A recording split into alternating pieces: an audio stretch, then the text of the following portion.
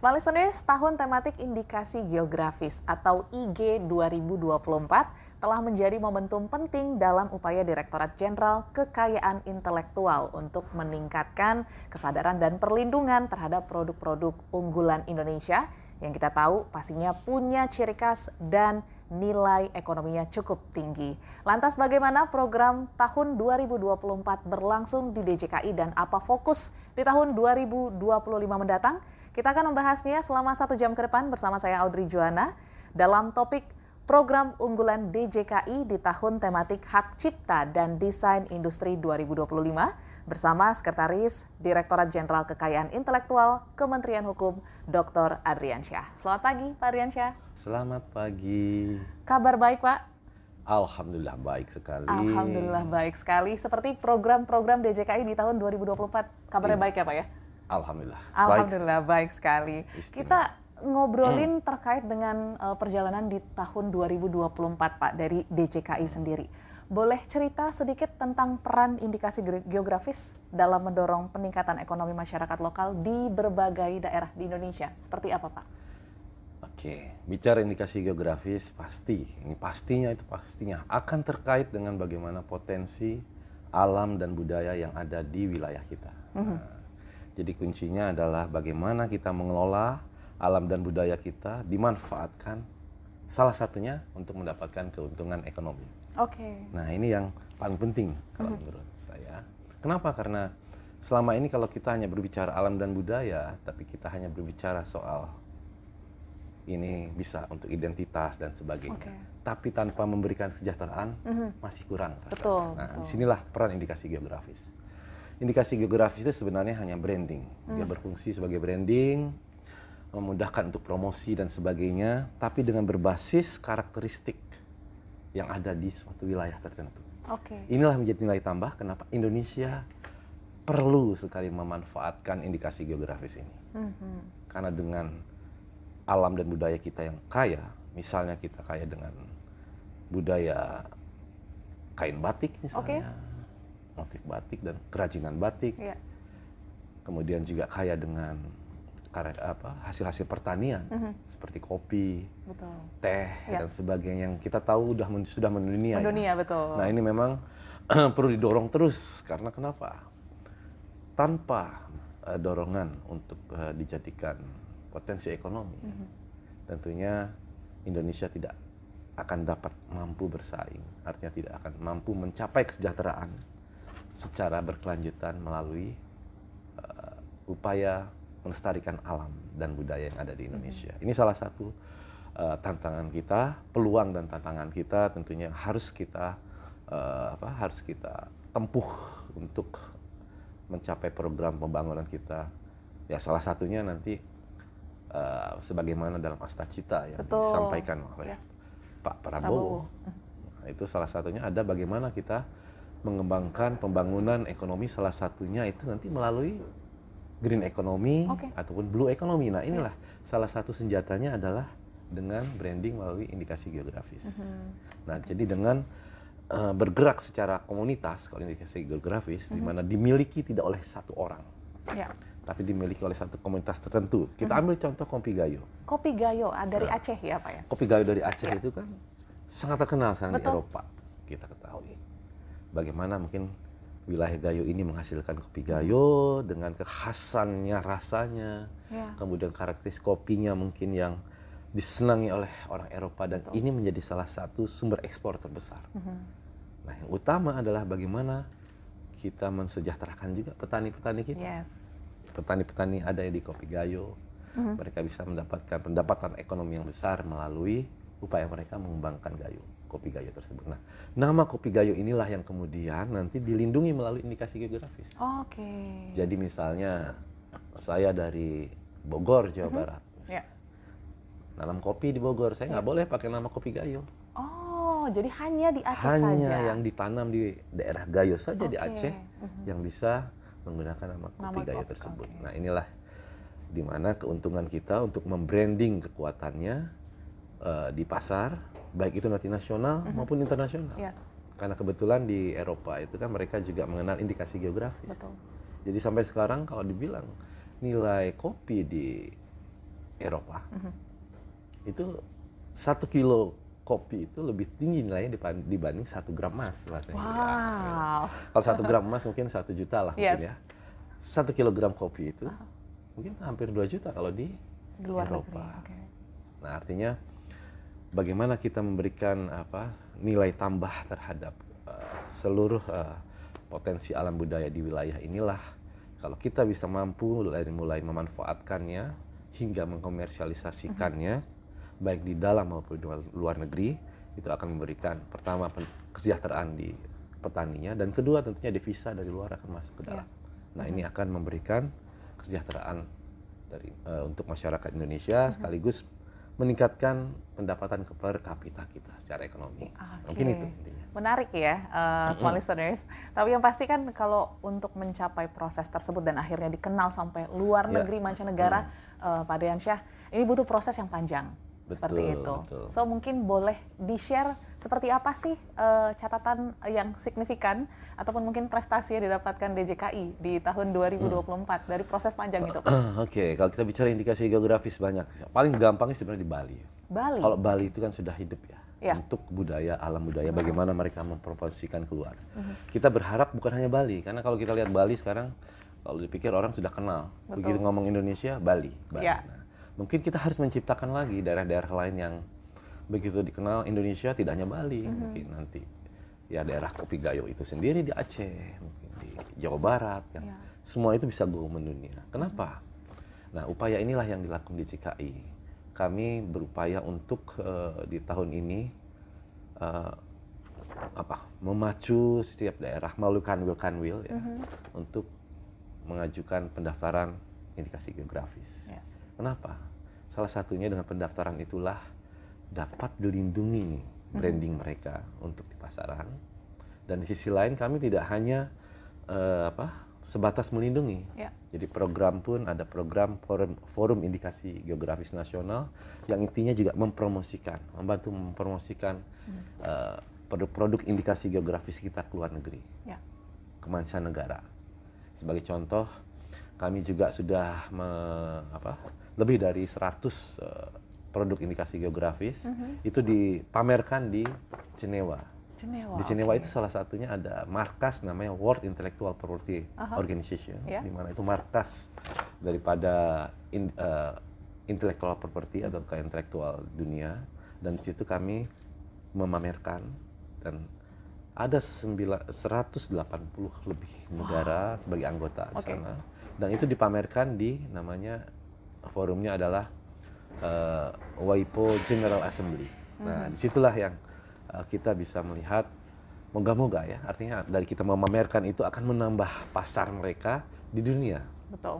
Jadi kita bersaing bukan hanya di dalam negeri, sekarang. di luar. Berbicara IG kita bersaing keluar. Kenapa? Nanti kalau ini bisa berkembang di satu sisi, bukan hanya sekedar produknya bisa diekspor, tapi ada satu lagi yang akan menjadi daya tarik, adalah salah satunya melalui pariwisata. Oke, kita tahan dulu sampai situ. Pariwisata juga ternyata menjadi dampak ya, ikutan dari DJKI, small listeners, terkait dengan indikasi geografis. Setelah yang satu ini kita akan kembali membahas terkait dengan program-program dan capaian DJKI di tahun 2024. Tetaplah bersama kami dalam Smart Radio Talk. Smart FM, the spirit of Indonesia, part of Kompas Gramedia Radio Network. Kami hadir bukan sekadar menghibur. Kami hadirkan berbagai program berkualitas, membuka wawasan, menginspirasi, dan menguatkan, melewati berbagai krisis dan situasi penuh tantangan. Menjadi panduan pengambilan keputusan bagi para CEO, direktur, manajer, profesional, dan pelaku bisnis di berbagai bidang dengan SIS AB+, serta rentang usia 25 hingga 45 tahun. Agar bisnis dan karir yang dibangun berkembang serta melaju seiring perkembangan zaman, dijalankan sepenuh hati, penuh kecintaan, tanpa kehilangan jati diri, selalu memiliki pandangan terbuka dan luas. Smart FM Network hadir untuk Anda di sejumlah kota di Indonesia: Jakarta, Yogyakarta, Surabaya, Medan, Palembang, Pekanbaru, Banjarmasin, Balikpapan, Makassar, dan Manado. Menjangkau Anda melalui berbagai platform digital dan media sosial, streaming, podcast, YouTube, Instagram, Facebook, dan Twitter.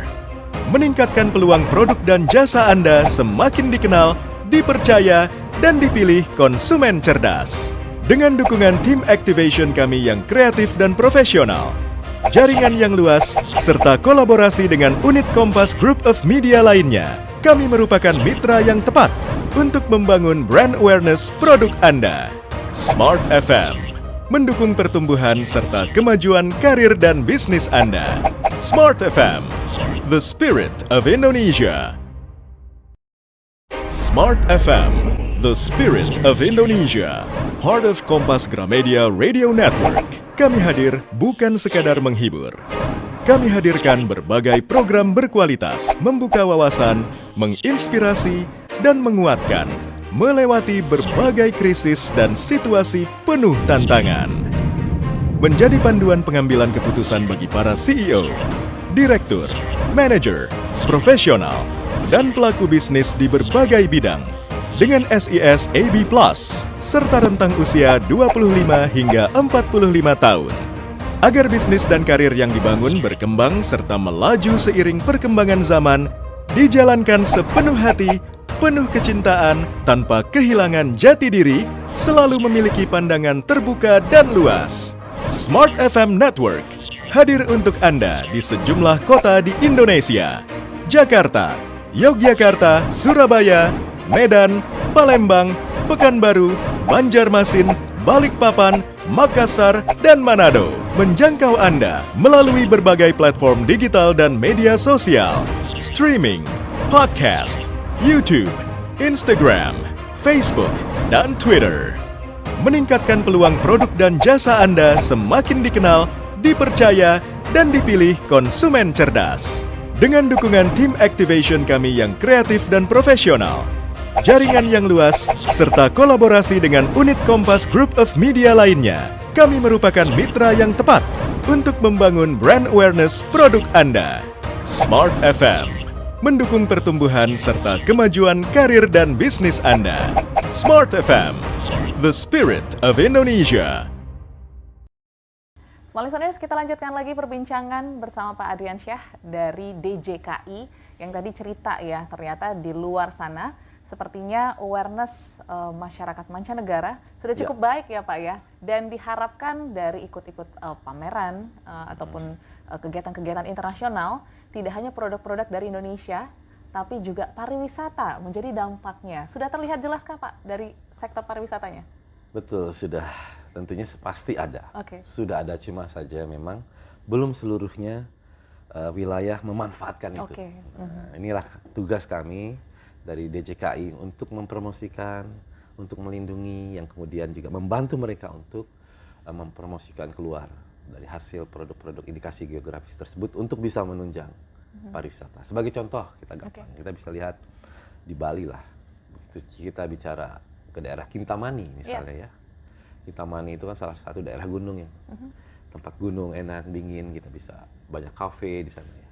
Nah, kita bisa melihat salah satu produk unggulan indikasi geografisnya adalah kopi Kintamani. Nah, itu adalah produk indikasi geografis yang pertama kali terdaftar sebagai indikasi geografis. Jadi itu first time lah. Nah, itu kita bisa lihat bagaimana begitu orang datang ke daerah Kintamani tersebut. Mereka menikmati kopinya, wah enak, segala macam. Turis dari luar datang, wah kopinya enak nih Kintamani. Orang Eropa datang, kopinya enak nih kopi Kintamani, sambil menikmati. Mereka datang ke sana kan membawa devisa langsung. Betul. Kan? Satu sisi. Jadi devisa masuk oleh turis. Indonesia dapatlah devisa dari situ.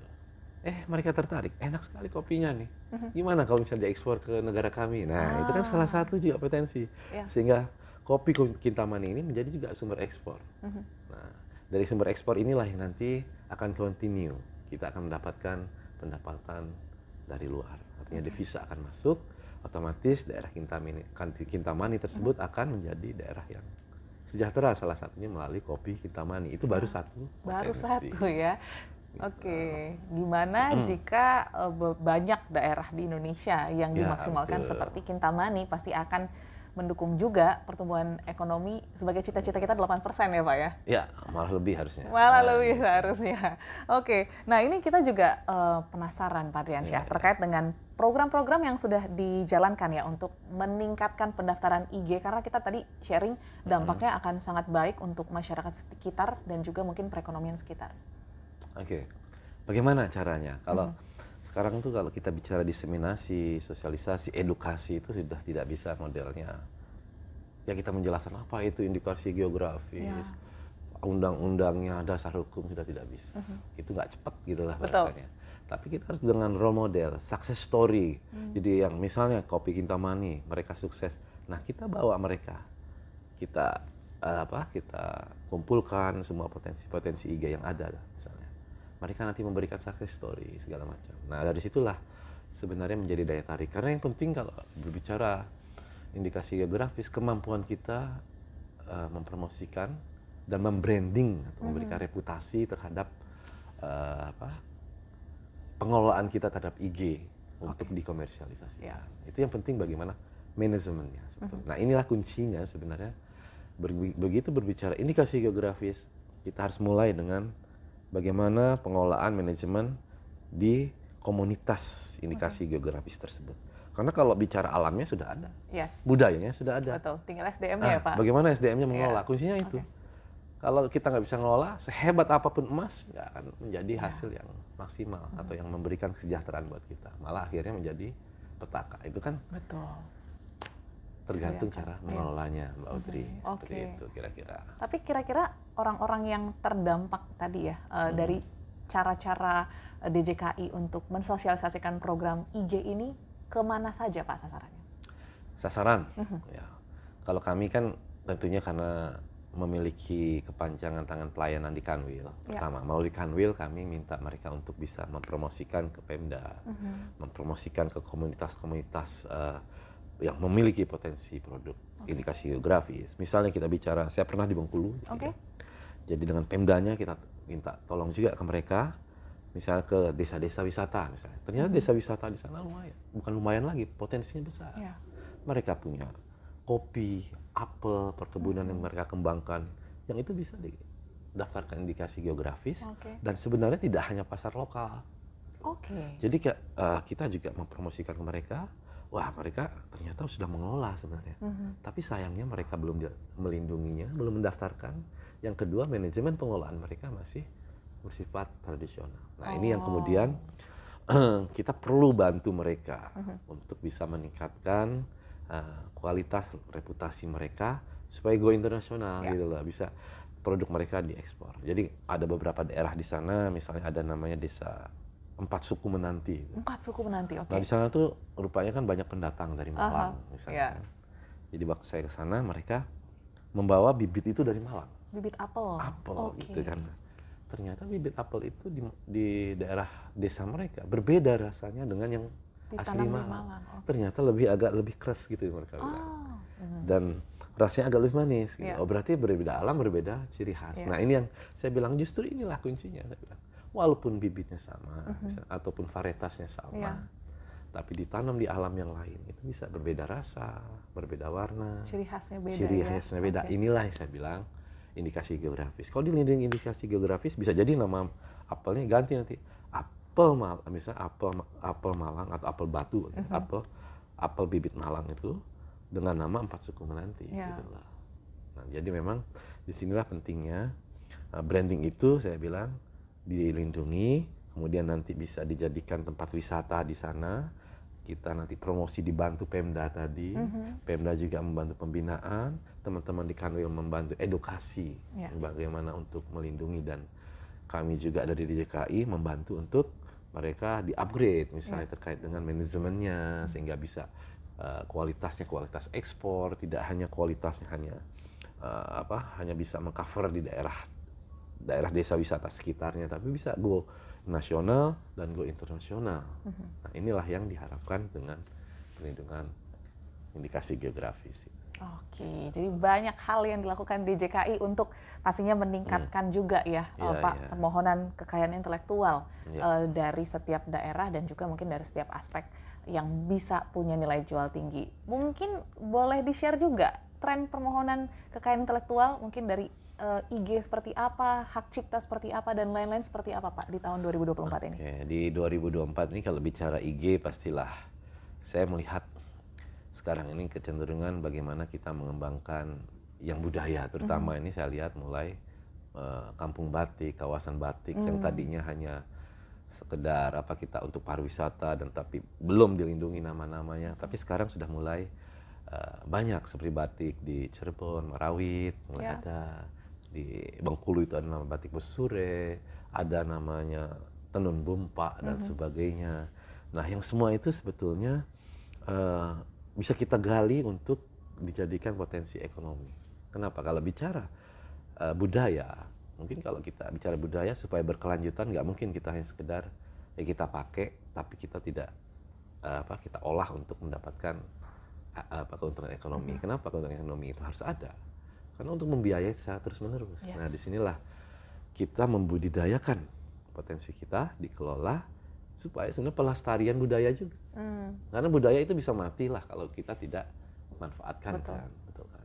Banyak sekali lah kalau kita lihat budaya-budaya mungkin kalau yang kita tidak terlalu perhatikan, misalnya kasus-kasus reog yang tiba-tiba diakui Malaysia secara moral, secara hak moral, walaupun sebenarnya di sana ada orang Indonesia ya, tapi di satu sisi kalau kita tidak mengembangkan reog, jangan-jangan lama-kelamaan berkembangnya di negara lain kan. Nah, disinilah misalnya reog ini kita kembangkan menjadikan satu festival tertentu dan dia dijadikan potensi ekonomi yang bisa dimanfaatkan untuk acara-acara tertentu, dan bahkan kita komersialisasikan mungkin menjadi salah satu souvenir pariwisata dari bentuk-bentuk peralatannya dan sebagainya. Itu kan menjadi bagian ekonomi yang bisa nanti menunjang pelestarian budaya itu sendiri. Sehingga semuanya bisa sustain gitu ya. Sampai ke anak cucu masih mengenal kebudayaan asli Indonesia. Nah, kalau untuk capaian DJKI secara umum di tahun 2024 seperti apa gambarannya Pak? Setelah yang satu ini kita akan bahas.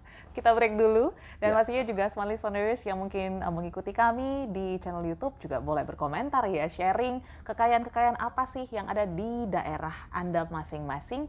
Pastikan Anda tetap bersama kami sampai dengan tuntas dalam perbincangan pagi hari ini bersama dengan DJKI. Smart FM, the spirit of Indonesia, part of Kompas Gramedia Radio Network. Kami hadir bukan sekadar menghibur.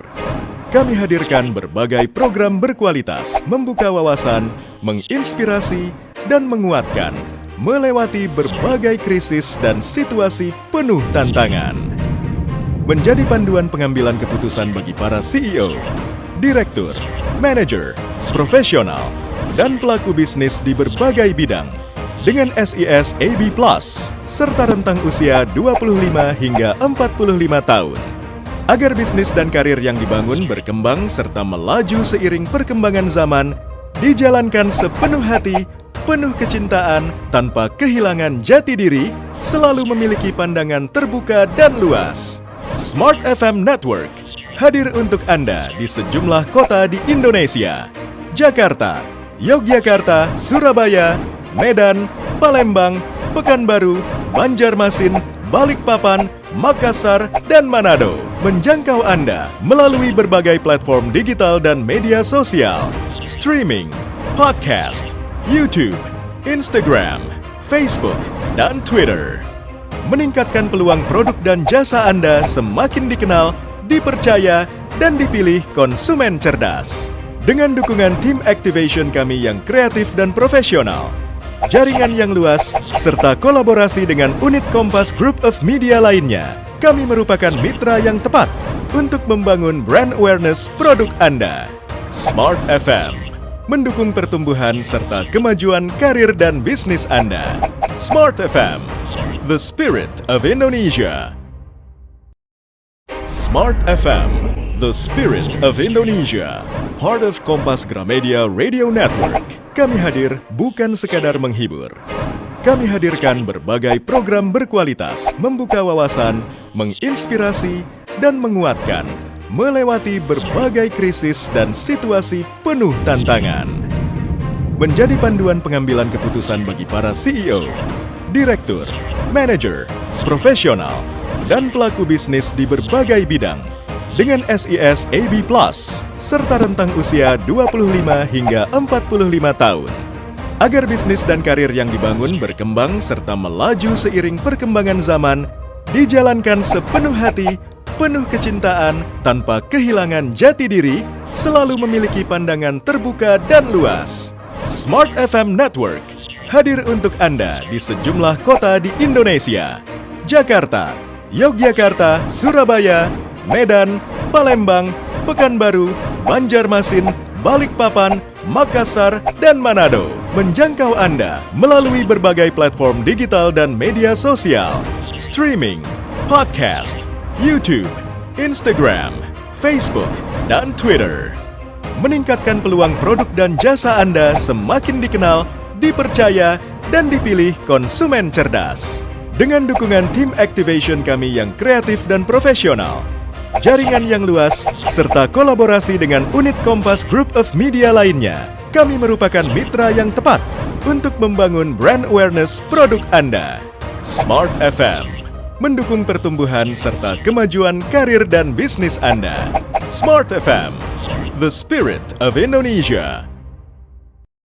Masih dalam perbincangan pagi hari ini, small listeners, terkait dengan program unggul DJKI, Tahun Tematik Hak Cipta dan Desain Industri 2025, bersama dengan Sekretaris Direktorat Jenderal Kekayaan Intelektual Kementerian Hukum, Dr. Adriansyah. Dan tadi kita sempat terpotong, Pak, berkaitan dengan capaian umum DJKI. Indikator-indikator apa yang mungkin bisa di-share kepada small listeners, baik bisa dikatakan sukses lah ya DJKI di tahun 2024? Baik, terkait dengan pertama, tentunya target yang dicapai DJKI yang menjadi patokan utama adalah jumlah permohonan. Jumlah permohonan, oke. Jadi kami ini dari DJKI mentargetkan peningkatan yang signifikan untuk di tahun 2024 ini di atas minimal 20%. Yes. Jadi dengan bergerak bersama dengan Kanwil, kami berusaha untuk meningkatkan permohonan ke intelektual itu 20%, khususnya untuk pendaftaran yang berasal dari luar negeri. Ya alhamdulillah kalau dihitung sebenarnya sampai saat ini sudah lebih dari 20% ya untuk peningkatan tersebut. Dan kita berharap juga ini akan bisa terus ditingkatkan. Mengapa? Karena berbicara ke intelektual itu dapat menjadi patokan dari kesejahteraan suatu bangsa. Mungkin kita bisa melihat bagaimana kecepatan peningkatan ekonomi misalnya di China. Contoh paten lah, permohonan paten.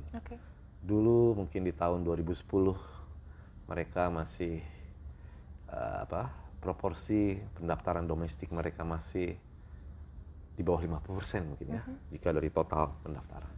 Tapi di tahun 2020 mereka mampu 90% itu dari domestik. Dan 10% itu dari luar negeri. Ya. Berarti kekuatan industri mereka melalui paten tersebut sudah terlihat bahwa mereka adalah negara industri. Nah, demikian juga Indonesia. Kita berharap dengan situasi sekarang misalnya, contohlah paten di Indonesia. Saat ini kita masih hanya dari domestik sekitar 85%. Ya. Tapi domestik sekitar 15%, sorry. Dari luar negeri 85%. Berarti kita bisa melihat bahwa dengan proporsi ini Indonesia ini masih belum menjadi negara yang mampu menjadi negara yang industri, yang bisa mengembangkan bahan baku menjadi bahan jadi atau produk jadi. Sehingga kita bisa melihat apakah hilirisasi sudah berjalan di sini kan. Nah ini masih dipertanyakan. Nah kuncinya bagaimana kemudian kita mendorong seluruh potensi-potensi seperti di universitas, perguruan tinggi, terus di industri-industri kita, UMK, pelaku usaha, pelaku industri, untuk banyak mulai berinovasi dengan penemuan-penemuan teknologi yang baru yang kemudian didaftarkan, dan tentunya DJKI akan mendukung itu, sehingga tidak 15% lagi. Minimal kita bisa meningkatkan 50-50, oke lah, gitu. 50%. Domestik kita yang mendaftar. Nah ini menjadi salah satu benteng kita. Kita bisa melihat bahwa oh ternyata Indonesia ini sudah bisa menjadi negara industri dan kemudian hasil industri ini sudah banyak diekspor. Ya. Dan pendaftaran ke luar negeri pun harus ditingkatkan. Jadi kalau begitu kita banyak mendaftar ke luar negeri, artinya ke negara ekspor kita, berarti kita sudah menjadi negara penghasil devisa. Wow. Nah, gitu. Jadi ada dua. Begitu di dalam domestik kita harus banyak mendaftar, karena itu pertahanan kita, pertahanan ekonomi yang ada di Indonesia. Tapi untuk mengambil penghasilan dari luar, ya tentunya kita harus mendaftar di luar. Kita harus mulai banyak ekspor melalui produk-produk yang berbasis kekayaan intelektual seperti itu. Oke, sepertinya kalau dilihat dari capaian 2024 sudah bisa dikatakan cukup baik gitu ya, Pak Ardiansyah.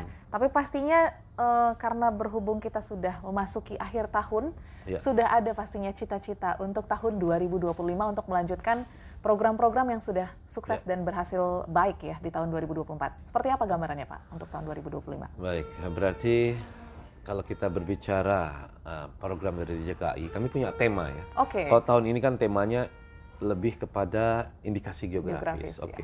Bukan berarti kita mengenyampingkan yang lain, tapi mungkin kita mencoba fokus untuk memunculkan indikasi geografis. Nah, kemudian di tahun depan kami lebih banyak nanti mengutamakan, memprioritaskan lebih kepada hak cipta dan desain industri. Artinya tematik daripada tahun 2025 adalah hak cipta dan desain industri. Dan ini memang adalah kunci juga mengapa berbicara hak cipta dan desain industri nanti itu akan sangat erat kaitannya dengan ekonomi kreatif. Ekonomi kreatif, Karena sebagian besar dari ekonomi kreatif itu adalah objek-objek dari perlindungan hak cipta dan desain industri. Gitu loh. Oke. Tapi kalau untuk realnya, tadi kan sudah ada target-target juga ya Pak di tahun 2024.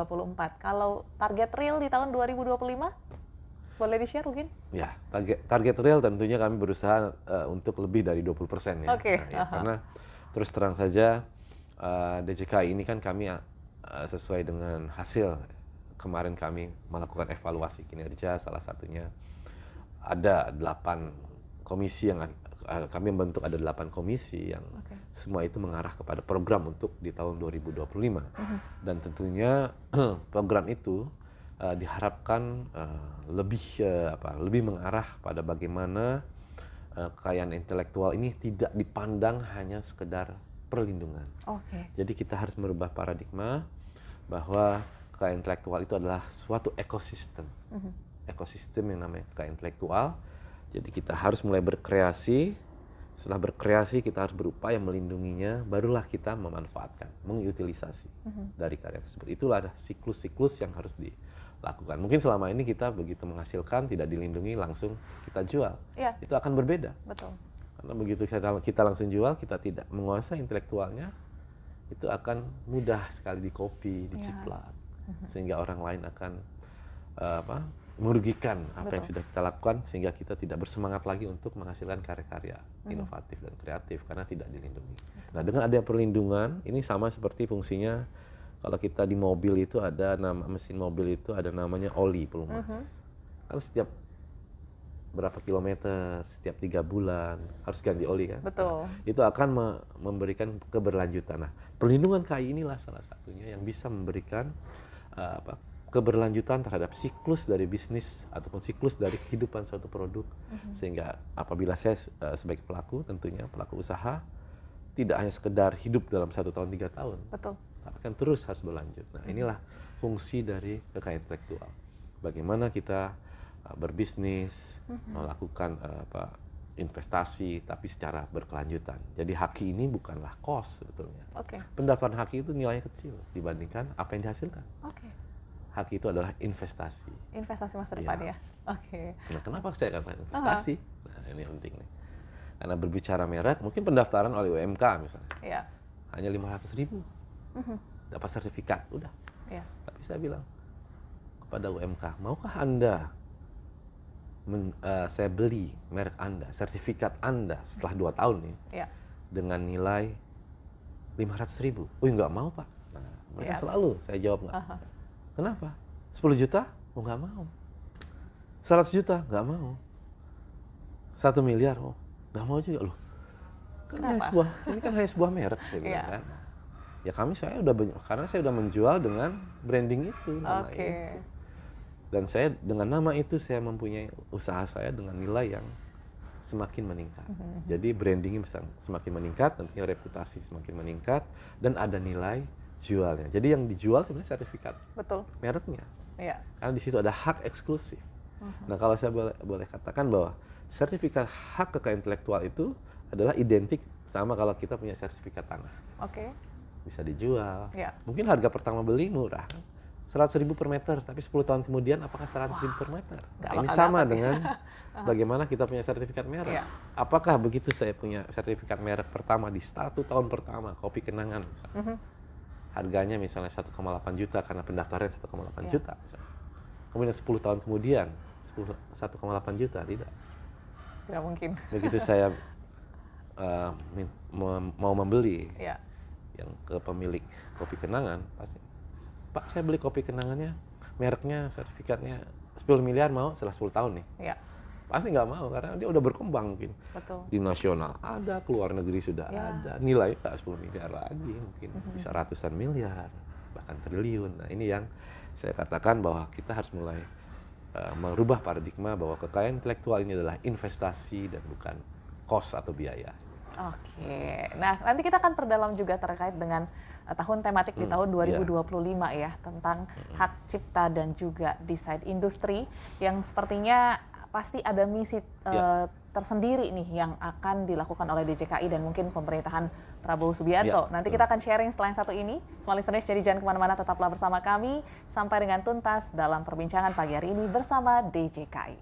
Smart FM, the spirit of Indonesia, part of Kompas Gramedia Radio Network. Kami hadir bukan sekadar menghibur. Kami hadirkan berbagai program berkualitas, membuka wawasan, menginspirasi, dan menguatkan, melewati berbagai krisis dan situasi penuh tantangan. Menjadi panduan pengambilan keputusan bagi para CEO, direktur, manajer, profesional, dan pelaku bisnis di berbagai bidang dengan SIS AB+, serta rentang usia 25 hingga 45 tahun. Agar bisnis dan karir yang dibangun berkembang serta melaju seiring perkembangan zaman, dijalankan sepenuh hati, penuh kecintaan, tanpa kehilangan jati diri, selalu memiliki pandangan terbuka dan luas. Smart FM Network hadir untuk Anda di sejumlah kota di Indonesia.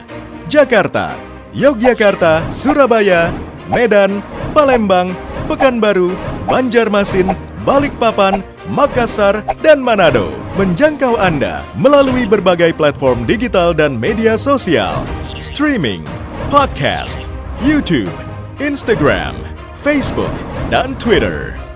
Meningkatkan peluang produk dan jasa Anda semakin dikenal, dipercaya, dan dipilih konsumen cerdas. Dengan dukungan tim activation kami yang kreatif dan profesional, jaringan yang luas, serta kolaborasi dengan unit Kompas Group of Media lainnya, kami merupakan mitra yang tepat untuk membangun brand awareness produk Anda. Smart FM mendukung pertumbuhan serta kemajuan karir dan bisnis Anda. Smart FM, the spirit of Indonesia. Smart FM, the spirit of Indonesia, part of Kompas Gramedia Radio Network. Kami hadir bukan sekadar menghibur. Kami hadirkan berbagai program berkualitas, membuka wawasan, menginspirasi, dan menguatkan, melewati berbagai krisis dan situasi penuh tantangan. Menjadi panduan pengambilan keputusan bagi para CEO, direktur, manajer, profesional, dan pelaku bisnis di berbagai bidang dengan SIS AB+, serta rentang usia 25 hingga 45 tahun. Agar bisnis dan karir yang dibangun berkembang serta melaju seiring perkembangan zaman, dijalankan sepenuh hati, penuh kecintaan, tanpa kehilangan jati diri, selalu memiliki pandangan terbuka dan luas. Smart FM Network hadir untuk Anda di sejumlah kota di Indonesia. Jakarta, Yogyakarta, Surabaya, Medan, Palembang, Pekanbaru, Banjarmasin, Balikpapan, Makassar, dan Manado. Menjangkau Anda melalui berbagai platform digital dan media sosial, streaming, podcast, YouTube, Instagram, Facebook, dan Twitter. Meningkatkan peluang produk dan jasa Anda semakin dikenal, dipercaya, dan dipilih konsumen cerdas. Dengan dukungan tim activation kami yang kreatif dan profesional, jaringan yang luas, serta kolaborasi dengan unit Kompas Group of Media lainnya, kami merupakan mitra yang tepat untuk membangun brand awareness produk Anda. Smart FM, mendukung pertumbuhan serta kemajuan karir dan bisnis Anda. Smart FM, the spirit of Indonesia. Masuk ke sesi terakhir Smart Listeners dalam perbincangan pagi hari ini terkait dengan program unggulan DJKI di tahun tematik Hak Cipta dan Desain Industri 2025. Ini menjadi hal yang menarik ya, karena rasanya ekonomi kreatif ini semakin berkembang, Pak. Betul. Setiap hari makin banyak musik-musik baru kalau saya lihat gitu ya. Dan ini harus dilindungi dan juga dibantu gitu untuk akhirnya punya nilai ataupun value yang lebih tinggi, dan ini menjadi investasi untuk Indonesia. Lantas, kenapa DJKI memilih tahun tematik Hak Cipta dan Desain Industri di tahun 2025? Apa misi tersembunyinya, Pak Ardiansyah? Ya, tentunya tadi saya sampaikan bahwa pertama karena ekonomi kreatif ini menjadi salah satu tulang punggung juga, karena kita kaya dengan alam dan budaya, yang kreativitas dan inovasi yang berbasis ekonomi kreatif tentunya. Hak cipta dan desain industri menjadi salah satu kunci. Dan kebetulan juga World Intellectual Property Organization, WIPO yang ada di Jenewa, di tahun 2025 ini mencanangkan bahwa nanti tematik daripada hari atau tahun untuk tahun 2025 itu lebih kepada musik. Jadi lebih banyak nanti berkaitan dengan musik. Bagaimana kekayaan intelektual hak cipta musik ini perlu didorong, artinya menjadi salah satu primadona lah dalam kekayaan intelektual yang mampu memberikan kesejahteraan, keuntungan ekonomi, dan ini menjadi salah satu sumber yang sangat besar bagi para pencipta musik dan lagu untuk terus berkarya dan memberikan sumbangsih karya yang kreatif dan inovatif ini kepada masyarakat. Tapi kondisinya kalau untuk tahun ini Pak, sudah sejauh mana nih hak cipta dan desain industri lah ya berkembang di Indonesia sendiri?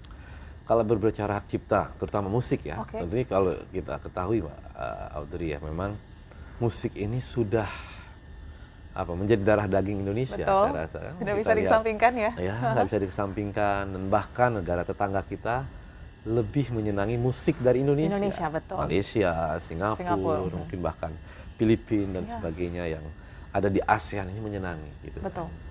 Tapi sayangnya apakah, nah ini kan salah satunya, royalti itu sudah sampai ke kita, kepada pencipta untuk mensejahterakan mereka, supaya mereka terus ingin berkarya, mereka semangat untuk berkarya, untuk menciptakan lagu, kemudian untuk memberikan sajian musik yang terbaik untuk masyarakat. Nah, kita ambil contoh saja bagaimana Korea dengan K-popnya, mereka mampu mendobrak pasar dunia, mendobrak ya dengan propagandanya ya, Betul.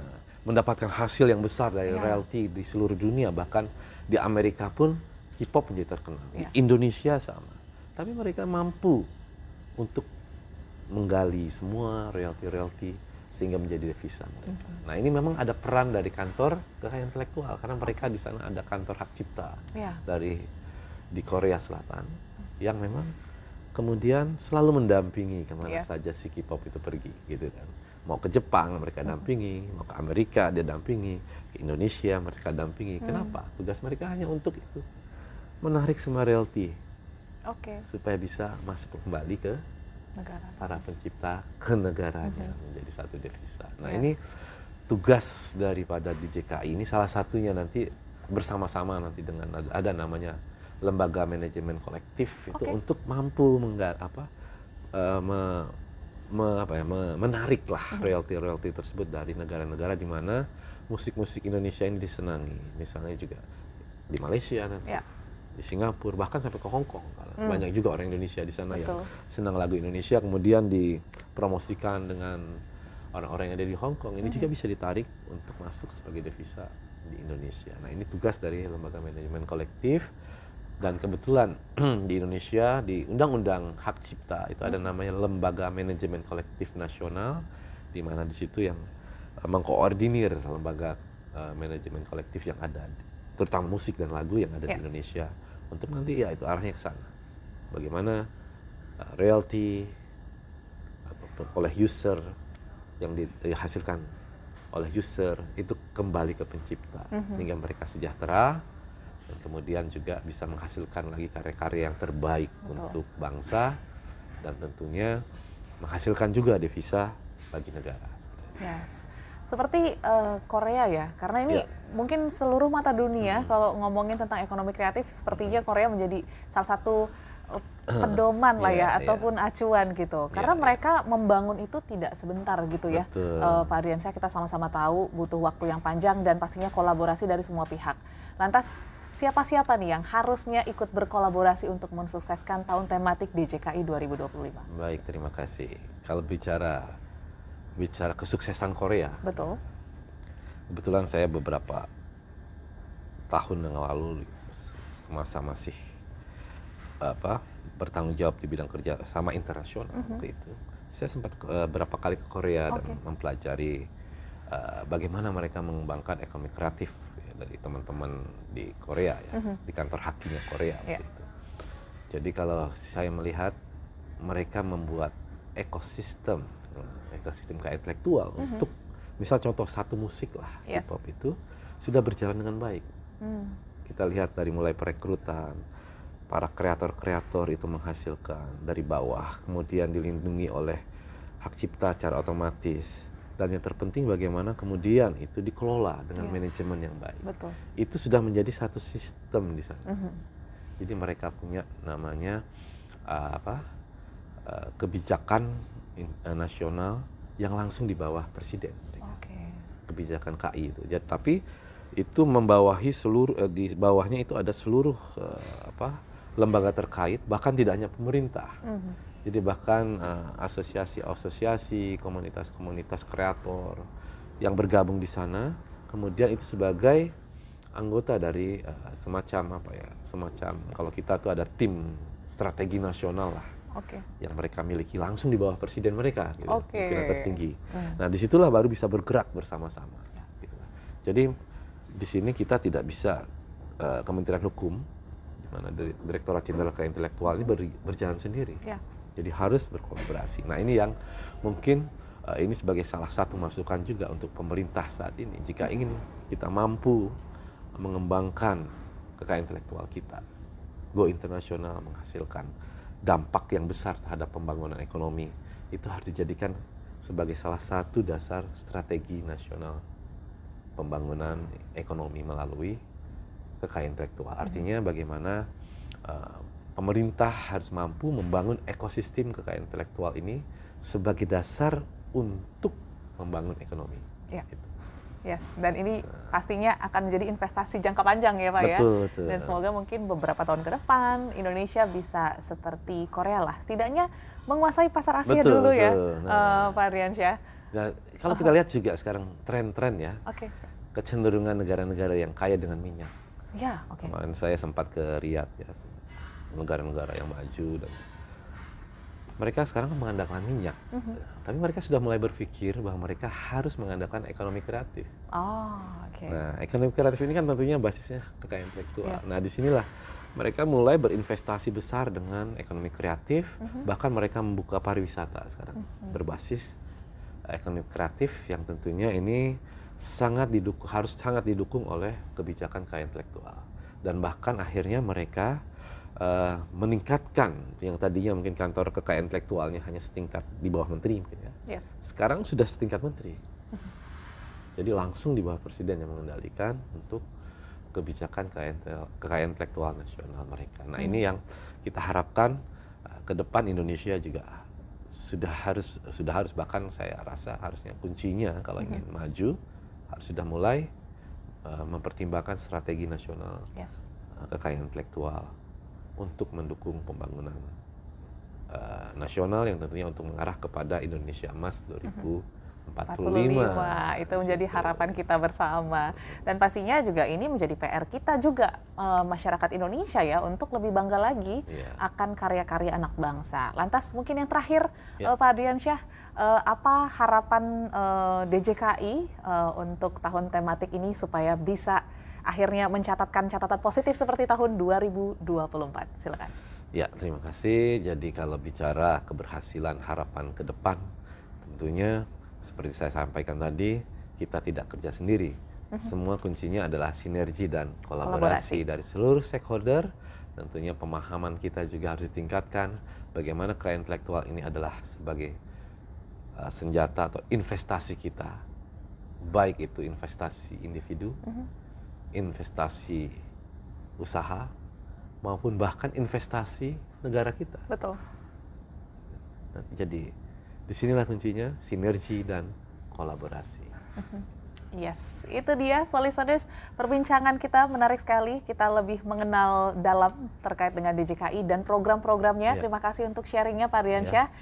Salam untuk teman-teman DJKI dan semangat untuk bersinergi dan berkolaborasi. Terima kasih, Mbak Audrey. Yes, dan pastinya juga, listeners, tidak hanya tim DJKI, tapi kita seluruh masyarakat Indonesia juga wajib untuk bersinergi dan berkolaborasi untuk mendukung program-program yang dijalankan. Begitu juga untuk meningkatkan nilai ekonomi dari setiap hal yang kita miliki, khususnya masyarakat Indonesia. Akhir kata, kami pamit, listeners. Sampai jumpa dan sukses untuk Anda. Selamat pagi. Smart FM, the spirit of Indonesia, part of Kompas Gramedia Radio Network. Kami hadir bukan sekadar menghibur. Kami hadirkan berbagai program berkualitas, membuka wawasan, menginspirasi, dan menguatkan, melewati berbagai krisis dan situasi penuh tantangan. Menjadi panduan pengambilan keputusan bagi para CEO, direktur, manajer, profesional, dan pelaku bisnis di berbagai bidang dengan SIS AB+, serta rentang usia 25 hingga 45 tahun. Agar bisnis dan karir yang dibangun berkembang serta melaju seiring perkembangan zaman, dijalankan sepenuh hati, penuh kecintaan, tanpa kehilangan jati diri, selalu memiliki pandangan terbuka dan luas. Smart FM Network hadir untuk Anda di sejumlah kota di Indonesia. Jakarta, Yogyakarta, Surabaya, Medan, Palembang, Pekanbaru, Banjarmasin, Balikpapan, Makassar, dan Manado. Menjangkau Anda melalui berbagai platform digital dan media sosial, streaming, podcast, YouTube, Instagram, Facebook, dan Twitter. Meningkatkan peluang produk dan jasa Anda semakin dikenal, dipercaya, dan dipilih konsumen cerdas. Dengan dukungan tim activation kami yang kreatif dan profesional, jaringan yang luas, serta kolaborasi dengan unit Kompas Group of Media lainnya, kami merupakan mitra yang tepat untuk membangun brand awareness produk Anda. Smart FM, mendukung pertumbuhan serta kemajuan karir dan bisnis Anda. Smart FM, the spirit of Indonesia.